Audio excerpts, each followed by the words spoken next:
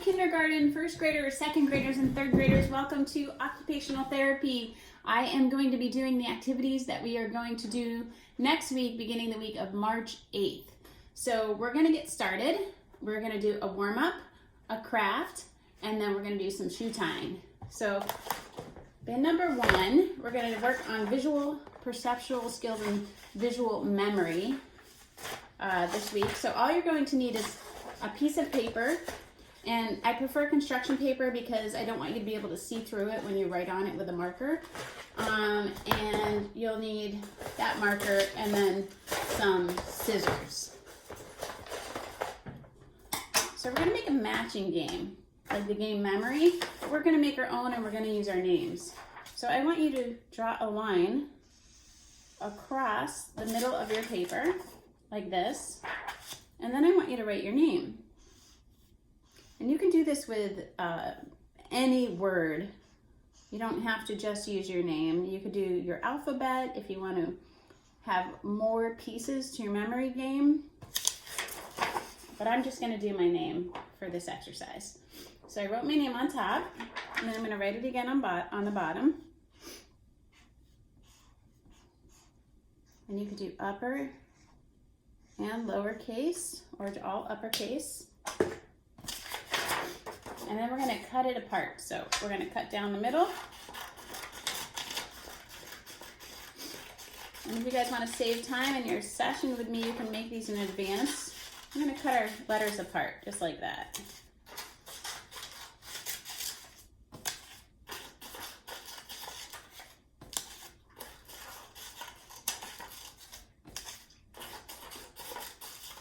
We're going to do it again. We're going to cut these apart. So if you guys need extra time cutting, you can pause this video if you're working with me. I suggest watching the whole video, beginning to end, and then when you work with the video, do that on the second time. That way you kind of know what you need and you have all your materials ready for OT. So now we're going to take all of those letters that we cut apart and we're going to spread them all over the table. Make sure you have some room.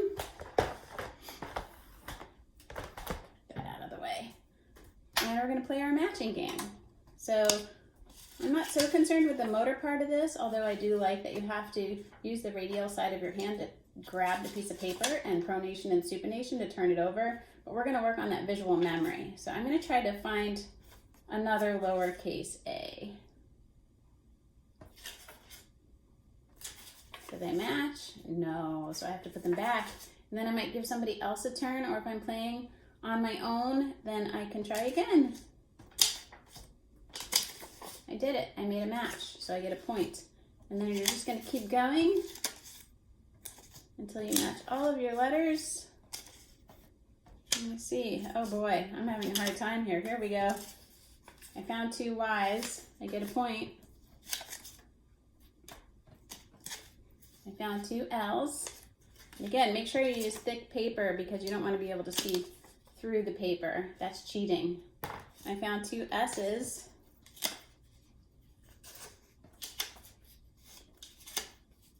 Two S's again because there are 2 S's in my name. And I found my 2 capital A's. So that's your matching game, your homemade matching game. And you can make that as big or as little as you'd like. So we're going to move on to bin number 2. And this week we're going to do a spring themed St. Patrick's Day pot of gold. And if you don't celebrate St. Patty's Day, we can adjust it, or we'll just do a pot of gold because we're not labeling it. This way we get to cut on the line, follow directions, and work on those fine motor skills. So you'll need black paper and green paper and a whole box of markers. You want to make sure you have all of the markers because we're going to have to make a rainbow. Small piece of tin foil, something circular to trace, glue, and it's always good to keep that white crayon in your kit. So the first thing we're going to do is take our black paper, hold it TV style. We're going to draw a line down the edge, just like that. We're going to take our template and make a circle. And then we're going to cut those out. So if you want to work on complex shapes, drawing complex shapes, you can draw the pot on your own. Just kind of draw a little shape that looks like a kettle. And I'll show you how to do that on a scrap sheet of paper. Kind of like this. But you would do it bigger. So if you want to draw that or have a grown-up draw it and practice cutting a complex shape, that will help you meet your complex shape cutting goal. But for today, we're just going to use those two simple shapes. Now we're going to get our green paper and our glue. Some glue all over the back of that circle.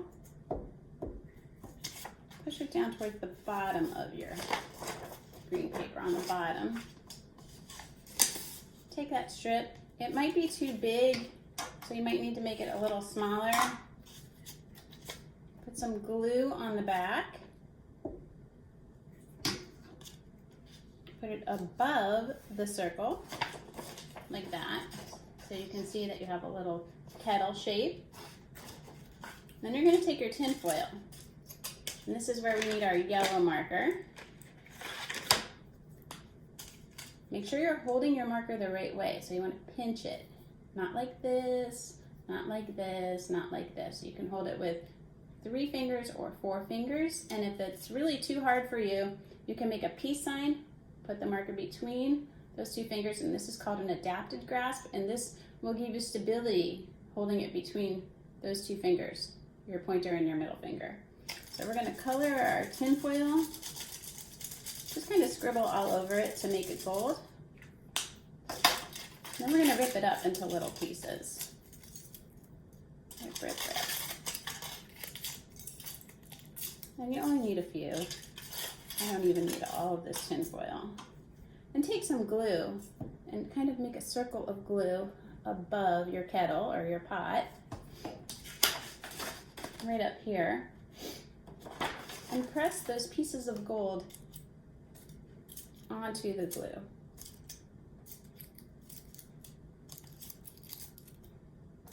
Now if your gold doesn't look gold, you can take that marker and go back over it a second time with your yellow marker and turn it into gold. I wish it was that easy, huh? There we go. I have a pot of gold. All right, we're gonna get our markers out.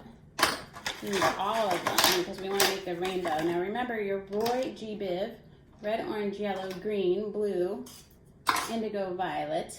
So we're gonna do a diagonal stripe for our rainbow. So working on that grasp again, hold your marker the right way. Got a diagonal stripe of red. Orange is next. A diagonal stripe of orange right next to it. R-O-Y, Roy, yellow. Hold it the right way. Diagonal. G for green.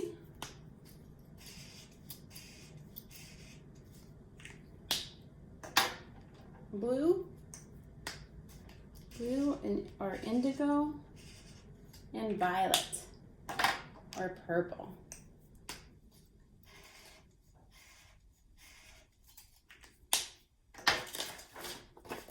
And you made your pot of gold with your rainbow. All right, I have a poem for you this week about March. So now remember, when you're writing, start your letters at the top. You might need to make a highlighted writing line.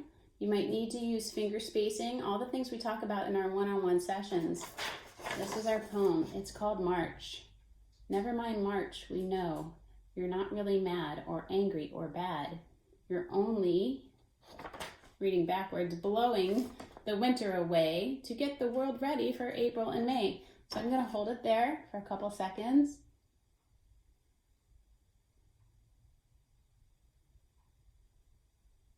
And I want you guys to pause this screen right now so that you can copy this in your best writing. So go ahead and pause it.